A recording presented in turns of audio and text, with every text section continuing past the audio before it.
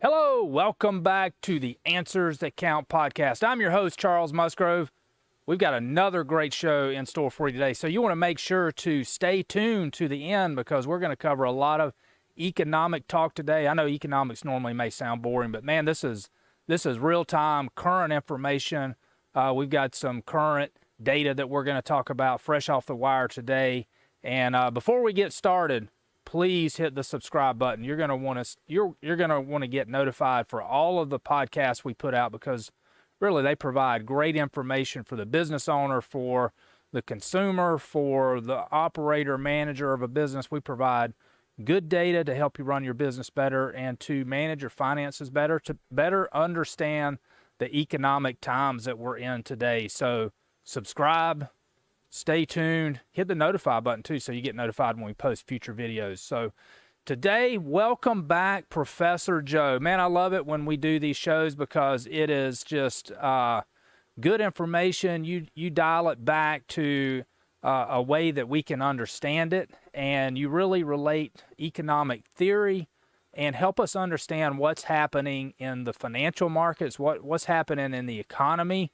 And we try not to get political in the show, but you just can't help but talk about what the current administration is doing, what past administrations are doing, because politics does have an influence on what happens in the markets, what happens in the economy, what happens to the rates. So we're going to see how that affects the markets, how it affects the rates. And Professor Joe, welcome back to the show. Hey, it's great to be here. Thanks for having me. Always glad to be with you, Charles. Good stuff today. So today, I'm not sure when you're going to be watching this show, but today is the first Friday of the month, and the first Friday of the month is when the non-farm payroll data is released, and has a big impact on the economy, on what happens in the markets. Typically, on that day and the future month, the markets react to that, and what that Joe, just tell us what the NFP, what is that? Tell us what that shows us, or what is it telling us? Well, let's make sure that we're not losing your listeners with some of the jargon. NFP, non-farm payroll. So a long history in this country is we take out the workers who are part of the labor force in our agricultural sector. Now, today, that's a very small number. So by excluding them, we're not really distorting the data very much. It's less than 3%. It's probably even closer to 2% of the total U.S. workers who are in the farming sector. So by very politely, they do very important jobs, but by politely ignoring them, we're not really skewing the data. So it's not like it was 100 years ago and when 80% of the workers were in the farming. So non-farm payroll is what you refer to there. Sometimes it's also referred to as the civilian unemployment rate or simply the U3 rate. This is the broadest indicator that the Bureau of Labor Statistics reports each month. And as you indicated, generally the first Friday of the month, the previous month. So we're at June. So this would be May's data. And then along the way, there's usually a few adjustments to the month earlier as new information becomes available to the BLS. So we actually had two sets of numbers today. We had a slight revision to the April report, and then what most people were concentrating on was the May report. And the May report came in generally good news, but also some people are going to think about it as bad news because there's always an expectation. Usually several days, if not a week before the report comes out, a bunch of different people are surveyed, economists, non-economists, people who are in the know, so to speak, and they give what they think is going to be reported. So that becomes the expectation. So the expectation for the month of May by a wide range of different experts were that the economy was going to generate about 650,000 new jobs. Right. And the report came out today that the BLS reported 559,000 jobs. So on one hand, that's bad news because we thought it was going to be 650 and it turned out to be 559. So, okay, maybe it's not as great as we thought. On the other hand, it's really good news because it's much bigger than what was reported in April, which was 279,000. So it kind of depends on if you're a glass half empty kind of person or a glass half full. So Right. if you want to think optimistically, you can say, hey, this was way better than April. Plus, the unemployment rate came down to 5.8%, is 6.1 before. So we're below, an important emotional threshold. Anytime you go from one number to another one, for example, this one's 6.1 to 5.8. So, there's something, that emotionally happens that makes you feel better there. But also, if you're a little pessimistic, you can say, well, we really wanted 650 or maybe even a little bit higher, and we didn't quite get there. So I'm maybe not as happy as I was before. Yeah, there's I found with the data that comes out like this, it's really a yin and the yang. There's always, if it's bad in one perspective, it's got some positive aspects to it also. You never want to see the economy overheating, because when it overheats and it gets real frothy, then it increases the fear of inflation. So you see the inflation numbers tick back up. I think with this, the good side of this is, I mean, we can pick out plenty of bad signs with the jobs number that came out that didn't meet expectation. But the good thing is, maybe it tamps down the Fed's inclination to start increasing rates to slow down the economy and try to tamp down inflation.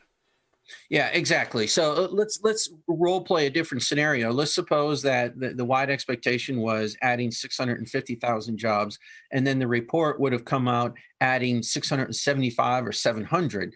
Well, then you probably would have seen a negative reaction from the markets and a much bigger concern about inflation, because when you've got a much higher number than expected, that means, well, first of all, it's good news for the people who got those jobs. So we Right. applaud and celebrate them. But for the markets and the economy in general, now we start to use terms like overheating, as you used just a moment ago. And what that means is we're probably going a little bit faster than maybe what is sustainable. So Right. the analogy I like to use is, when you're out for your afternoon jog, and if you're typically an 8-minute miler, you can sprint for a little while, but you can't sprint for the whole 1 mile. And it's the same way with the economy. We can sprint for a little while, we can go a little fast, but then that usually leads to problems. And when the economy is overheating or growing too fast, usually the biggest problem that we look to is inflation. So by having the jobs report number today just a little bit lower than expected, not terrible, but just a little bit lower, that's going to then eliminate a lot of concerns that we have about inflation coming. And like you indicated, the Fed is probably going to have a lot of ammunition now to say, okay, the economy is growing. That's great, but it's not growing too fast. So therefore, we can leave rates right about where they are. And we saw markets respond after the jobs report this morning very favorably. All market indexes were up just a little bit for that exact reason. Hey, we got good numbers. They're not huge numbers. Inflation shouldn't be a big problem. We're not worried about the Fed running in here and raising rates right away in this knee-jerk reaction. So across the board, there's more good news here today than there is bad Yeah, news. it's so interesting because we've seen a lot of times. Yeah, I know you use in the role play scenario, we were expecting 650. If we'd have come out with 675, then we can guess that probably would have caused fear and probably a downward reaction in the market. We've seen it many times before where we're not so concerned about inflation. If we were to get a 675 when our expectation was 650, the markets would have reacted incredibly positive and they would have gone up. So it's all depending on what the other factors are, what the other scenario is in that we're dealing with in the economy. So very good point there, Joe. Yeah, and it seems kind of ironic too, because a lot of people would say something like, "Well, why is this good news all of a sudden bad news? I mean, why would more people having jobs turn into bad news, and why would the stock market go down if we had more people than expected actually get jobs?" And so it does seem a little counterintuitive, but you have to think about what happens next. Right. it's not just what happened right now or in the jobs report, what happened last month, because this is a monthly number. This is over the month of May, not just one day in May. It was over the month of May what happened. So obviously some jobs got added early in May and some jobs got added late in May. So we need to remember that fact as well. We're not looking about just one day. We're looking at the whole month. So we just need to remember that there's the reaction to those numbers is really what's just as important as the numbers themselves. And now that the report is out, now we've got a new set of expectations about what's going to happen next. And people act out of those expectations. Right. So what is the, we talked about this before, but I think it's really good to go over this again. The number of people that are in the job market. So I've heard the number of 2 million people thrown around, and we're not really, our unemployment came down, but that's not always an indication of how many people are employed. So we still have a low number of employed people. So there's still what seems to be a greater demand for employees than there are people seeking jobs. Yeah, I mean, if you just drive up and down the roads of your city, no matter where you're at, I mean, I'm in Tallahassee today, but no matter where you at, driving up and down, you probably see all kinds of help wanted signs, especially in the restaurant industry right now. But you also see it in a lot of other places as well. I mean, I saw it at gas stations and convenience stores the last few days. So there does seem to be more jobs available than people who are interested in filling those. Now, I think there's a variety of reasons for that. Clearly, we're not completely over the COVID pandemic, even though many more people are getting vaccinated every day. But even if you're vaccinated, you still might be a little nervous about going to work in an environment where you're going to interact with lots of other people and you don't know whether they're vaccinated or not. As we see the mask mandates come down and in many cases be eliminated, generally that's a good sign. But still, if you're worried about getting sick, you don't want to interact with people who aren't wearing a mask. So, and we've talked about this before, the unemployment benefits Right. are unusually high right now. And when you pay people not to work, they're not going to work. People Right. respond to incentives in predictable ways. So there's a lot of factors out there that I think are causing some of these jobs to be unfilled. So my personal expectation is we're going to have a nice series of increases in employment and also then decreases in unemployment over the next few months as some of these fears subside, as some of these unemployment benefits go away, and people realize that, yeah, I do need to go get a job now. I can't sit on my unemployment benefits. Yeah, I think as the states and then the Fed probably in the end removes those additional benefits and they go back to the norm for proving that you're looking for employment in order to get unemployment benefits. I think when those things filter through all of the states, we're going to see those numbers change because, again, we are, one of my favorite economic theories is incentives matter. And when you remove that incentive for not working and something that allows people to get paid for not working, if you reduce that incentive, then they're going to go back and they're going to seek employment. Yeah, absolutely. And then, you've got other small factors where, we're, for all practical purposes, we're just starting the summer season. I know here in Leon County, our most of our kids are still in school. They got about another week or so. So you may have a lot of parents reluctant to go back to work right now. They might want to enjoy a little bit of the summer with their kids because they haven't been able to do things. They might have some trips planned that have been bottled up for a year and a half as we've been suffering through the pandemic. So you've got all kinds of really unusual situations going on. But I think the combination of returning to normal, more people getting vaccinated, reducing the unemployment benefits, I think we're going to see a steady surge of employment and a steady decline in unemployment. And I think by the time that late August, September rolls around, everybody's going to feel much more normal, and the labor market is also going to feel much more normal. Right. What do you see and this is from the viewpoint of an economist. So what do you see in the economy that would indicate that there needs to be additional money put into the economy by the Fed. There's a lot of talk about the infrastructure plan and whether it's $1.8 trillion or whether it's 900 billion or whether it's anything. So, what from an economist perspective, what do you see on that? Well, personally, right now, I don't see any reason why the economy needs more stimulus. Because if you look at the most recent stimulus plans that were put into place, most of that money hasn't even been spent yet. There Right. is a terribly long lag between when Congress says, I'm going to spend $1.6 trillion and when they actually spend $1.6 trillion. So let's go back to 2008 for a moment. If you remember, one of the first things then President Obama did when he first came into office is he signed a stimulus package. Right. And that was in February of 2009. Well, several years later, not exaggerating, years later, a lot of that money still hadn't been spent. Now, a good bit of it was spent within the first 6 months, but there's a long lag between when the bill gets passed and when it gets implemented, and then when that money starts to take effect. So we got to be careful giving too much credit to that most recent stimulus package because most of that money has not been deployed yet. And even if it has been deployed yet, it hasn't really taken hold. So we need to wait several more months for those lags to play out, for that money to actually get into people's hands, to actually create some jobs. So it's a little bit too early for anybody, whether the past president or the current president or anybody else, to wave his or her arms and say, hey, give me credit for this, because we just haven't had enough chance to let that play out. Right. And that's the other thing I want your listeners to realize is that just because Congress said they were going to spend money yesterday doesn't mean that it gets spent in a couple of days.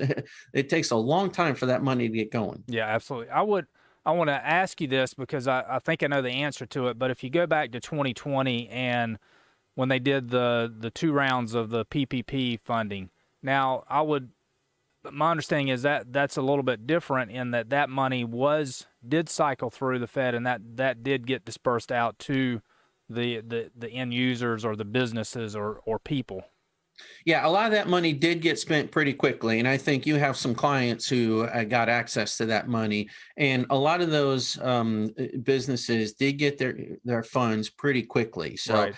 that lag was relatively short. But when you're talking about spending on these so-called jobs plans, these shovel-ready infrastructure projects, I mean, just imagine how long that would take. So let's just suppose that today Congress said, okay, we're going to give the contract bid to company XYZ, go build me a bridge or a road or, whatever infrastructure. Okay, well, how quickly does that construction start? I mean, there's got to be a long planning Oh process. yeah. You got to draw up the plans. I mean, it's going to be Permitting. I mean, months. it's Yeah, probably you got to get it permitted. So it's going years. to be months before you actually start digging in the ground and get that economy, get that money into the economy. Right. So we've just got to be very careful about giving too much credit to some of these stimulus plans before they're ready. That doesn't mean we don't give them any credit. It's just we need to make sure that the credit that we give is properly timed when that money actually hits the economy. And I think it's too early for the most recent one.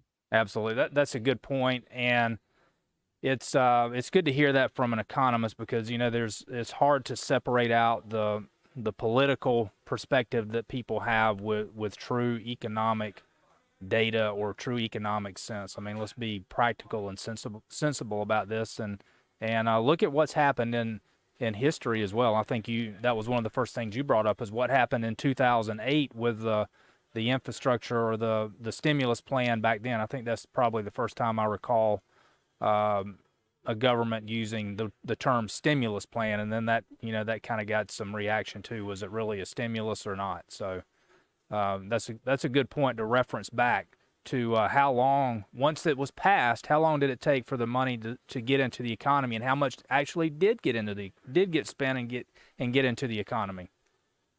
Yeah, it was 3 years after that stimulus package was passed that some of that money was still not spent. The government actually set up this great website. It's no longer functional because now all that money is gone. But it was a great website. You could click state by state and county by county to see where that money went. And I was tracking it in my classes for 3 years, and it was kind of funny in some respect, not all respects, but in some respects, to look at it 3 years later and say, we still haven't spent some of it. The government said they were, but it just hasn't gotten into the hands of any contractor yet. Yeah. And the same thing's going to happen here. I mean, there are going to be some lags. Some of that money has been spent. Don't get me wrong. I'm not trying to say that none of that money has been spent yet, but a good bit of it hasn't. And even if it has, there's still going to be a lag between when it actually gets into the economy and does what we think it's going to do. Yeah, and I think the money that went out in 2020, we talked about the PPP and other direct pay to individuals in 2020. I think the result of that, we see more people have saved money. So there's a lot of money that's just kind of pent up or in savings that we historically haven't seen. Yeah, exactly. And that's part of the reason why it's been very counterintuitive why the stock market has done so well during the pandemic. And many people are beginning to believe, and there's research ongoing, it's going to be a while before we can really put our fingers on this, but a lot of people believe, and there's a lot of anecdotal evidence, that a lot of that stimulus money was going to people who then couldn't spend it. So what they do, they saved it and they put it in the stock market.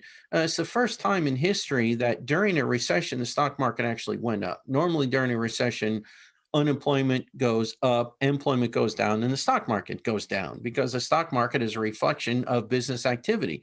So you'd think during the pandemic, when business activity came to a standstill, a lot of businesses simply closed for months. It seems very odd that yet the stock market would go up, because when you buy a stock, you buy the future earnings of that company. Well, during the pandemic, you'd think the earnings would go down, so therefore the price would go down. But yet we had just the opposite effect. And a lot of it was because people had excess funds. They couldn't go to the store immediately to buy anything. You couldn't travel. You couldn't go for a lot of entertainment. So you were sitting on this pile of money. And for those people who didn't have their incomes negatively impacted, it's kind of like, this unexpected surge. And what do you do with it? You want to put it to productive use. So you put it in the stock market, and the stock market had a very good time during the pandemic. Yeah, it's that brings the one of my other favorite economic theories is unintended consequences. So we had government intervention that flooded people's pocketbook with money.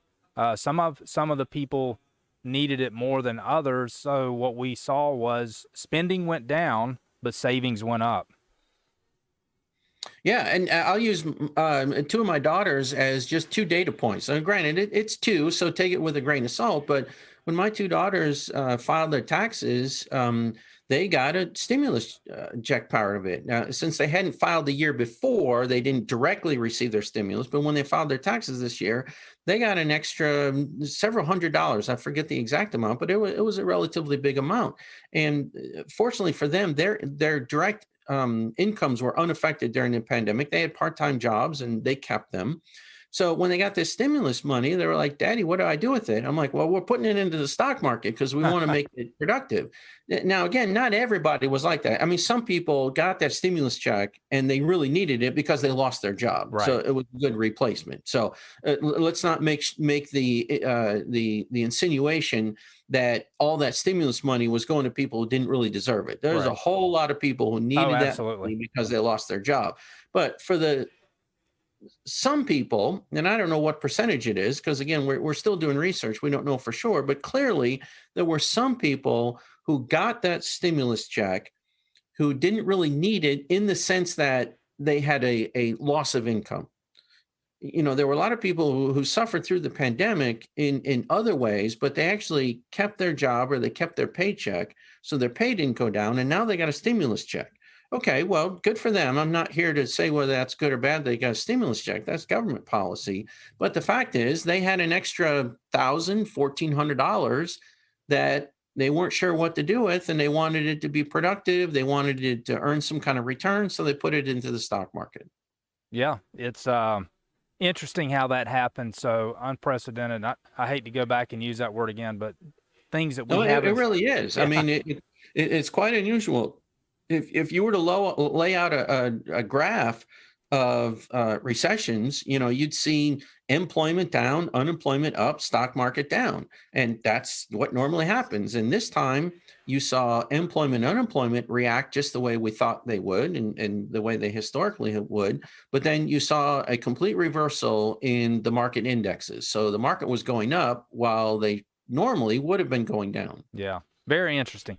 Joe, this has been great information as usual. You've provided information that we can understand. It's relevant, it's timely, and it's on point, and it's unbiased. So thank you for being our guest on the Answers That Count podcast once again.